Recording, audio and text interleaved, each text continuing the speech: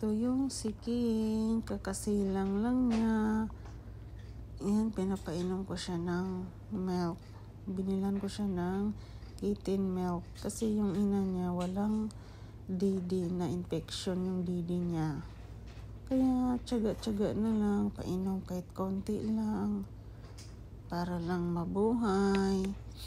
Kahit sabog pa yung buhok ko.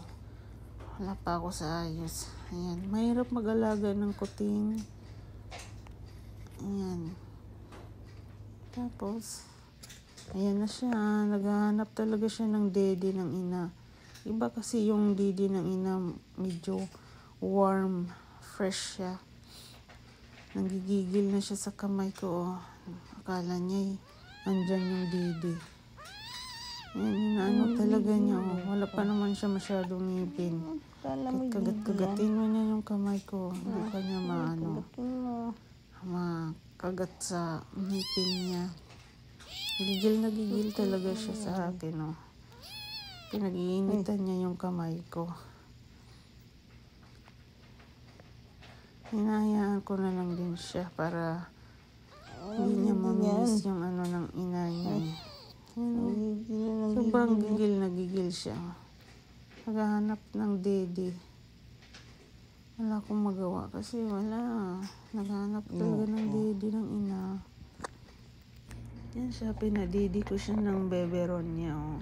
Punong-puno pa yung timpla ko niyan. Ayan, puyat ako niyan. Basta mabuhay ka lang. Ayan, sinusuklayan ko din siya.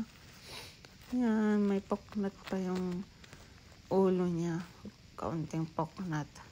Nilalagyan ko pa ng mga pads yung higaan ko kasi tinatabi ko siya laging ihi ng ihi tsaka tae ng tae. Ayan siya. Gusto niyang maglaro. Baby pa kasi siya. Tapos tulog na siya. Ganyan siya matulog. Ayan, nakatihaya pa. Ayan siya. Wala siyang pampers. Tapos yan, nasa gilid ko. Didi uli. Tapos, yan, naghanap siya ng solok, yung mainit-init. Tatabi-tabi sa akin, umaakyat na naman sa akin. Nakikipaglaro ng bola. Yan siya. Tapos, andyan yung ina niya, kinukuha siya. Dinidilaan. Yung didi ng ina, nagka-infection.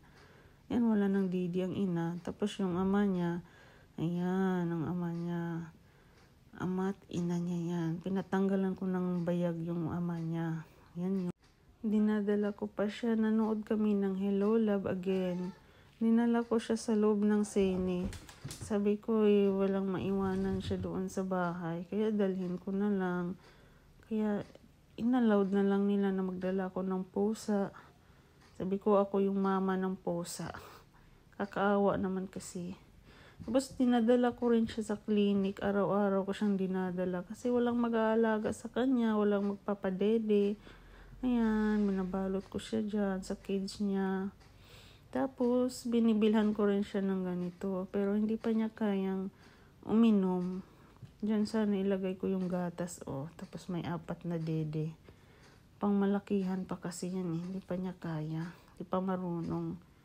Yan, binibilhan ko siya ng beberon niya. Yan, ang laman tubig.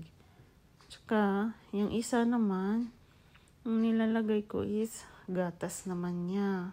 Yan yung gatas niya.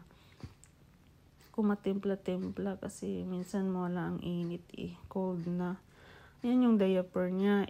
Extra small siya. Kaso lang, hindi pa rin magkasya sa kanya Ang liit-liit kasi niya. Ayan siya. Tago ko na lang yan. Baka naman magamit sa susunod. Yan. Sayang lang yung bili ko sa Shein. Mura lang naman din yan kasi sa Shein. Yan siya. Tapos binilan ko rin siya ng mga pads kasi lagi siyang naihi, laging tumatay. Tapos yung bedsheet ko, kakalaba ko lang, ihian na naman. Ayan yung mga vitamins niya. Sabi ng veterinary, yan ang magandang vitamins.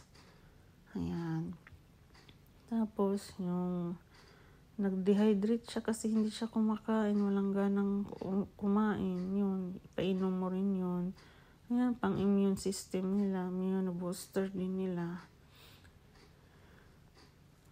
Ayan, binilan ko rin sila ng shampoo, pang anti-dandruff, pang antibacterial sa kanila. Ayan siya. Nagkakasakit na siya niyan. Hindi mo maintindihan yung tiyan niya lumulubo. Kaya pinapainom ko siya ng patain niya Ayan, bumabalik-balik yung sakit niya. Hindi na maintindihan ng veterinary din Bawal pa kasi siya ma-inject kasi sobrang liit pa niya Dapat 2 months daw pwede nang ma-inject. Yan, tiniis-tiis ko na lang siya kasi nagkakasakit na siya Hindi maintindihan yung niya. Sakit siguro ng tiyan niya sobra. Hanggang yan, namatay na siya. Hindi niya nakayanan yung sakit ng tiyan. Ayan. 1 buwan na lang siya mahigit sa akin sa mga kamay ko.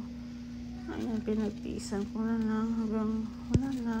Hindi talaga siya para sa akin. Kinuha na siya. Wala akong magawa kasi wala din magawang veterinary Ayan, paalam na sa'yo, King. Ayan na si King. Ano naman kita. Remembrance na lang yung onan mo, King.